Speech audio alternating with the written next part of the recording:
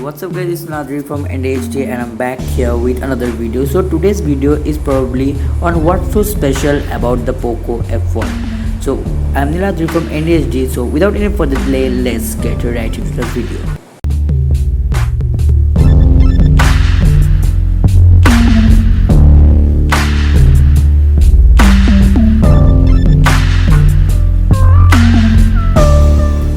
POCOPHONE F1. What's so special?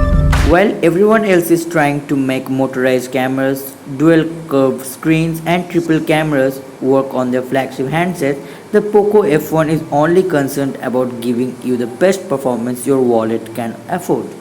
As a result, this handset has some of the best internal specs you will find in the market.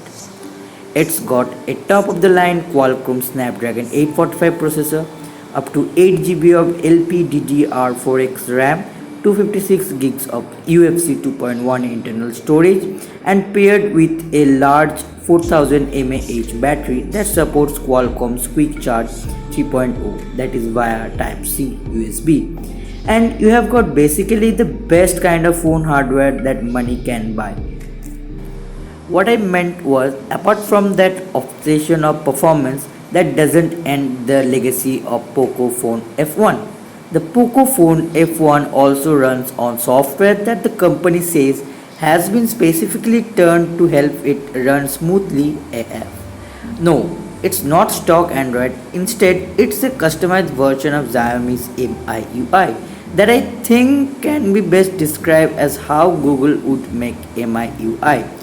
They said that in addition to over 20 deep system optimization, they have also optimized UX, that's the user interface animation, so that it's more responsive and tweaked sweepy performance so that it's now 21% faster than MIUI.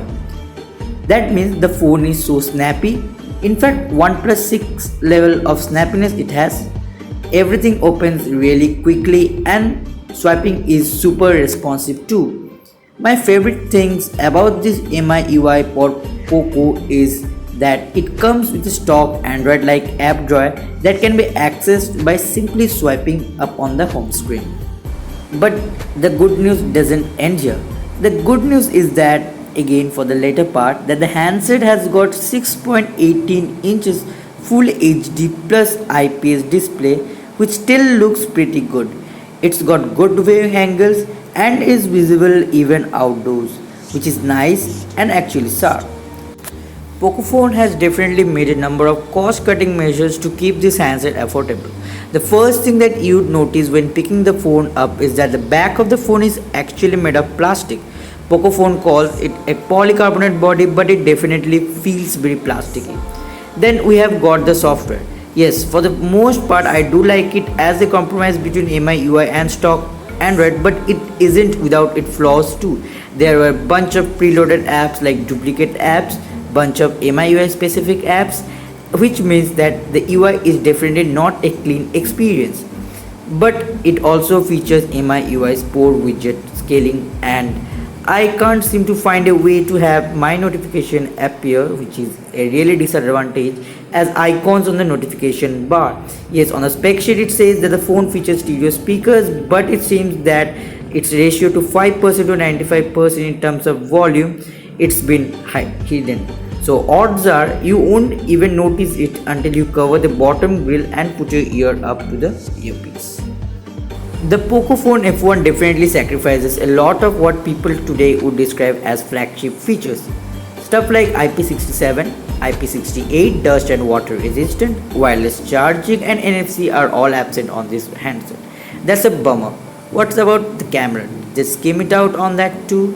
To answer you with 100% certainty, I will need to actually give the smartphone a full review with photos in a whole bunch of different lighting conditions. The POCOPHONE F1 features a dual camera setup at the back with a 12 megapixel main sensor, that is a Sony IMX363, same as Mi8, with f1.9 aperture lens and a secondary 5 megapixel sensor for the depth effect. Okay, the final question is it worth the money? That's always the hardest part to the question. which the answer probably is very difficult, and it totally depends on you. Like I said, this smartphone is one of the most focused devices I have seen launched in a while. The handset is designed to go fast in the same kind of way like a track car is designed for power. You can also tell that despite the stripped down nature of the handset, the people who made this also intended for it to be practical. After all, POCOPHONE F1 still comes with 3.5mm headphone jack, micro SD storage expansion, hybrid dual SIM slot, a fingerprint scanner and the back with the IR face unlocking at the front. And because it's such a specialized device, this isn't a phone for everyone. Some people want a premier build, flagship cameras, IP68 water dust resistant, as well as wireless charging, stylus and also the extra features. But truth to be told that they can't unlock their hands with their fingerprint, and if you're one of those people, this isn't the device for you. You need to get a better option like choosing OnePlus, which is actually a flagship killer in this category. So guys, it's Nadri from NDSG. I think this video has helped you to decide what's so special about the POCOPHONE till now, and for the camera review there will be another video coming up. So guys, it's Nadri from NDSG. See you at the next video for the camera review of POCOPHONE F1. So till then, keep calm and have a great day. Bye.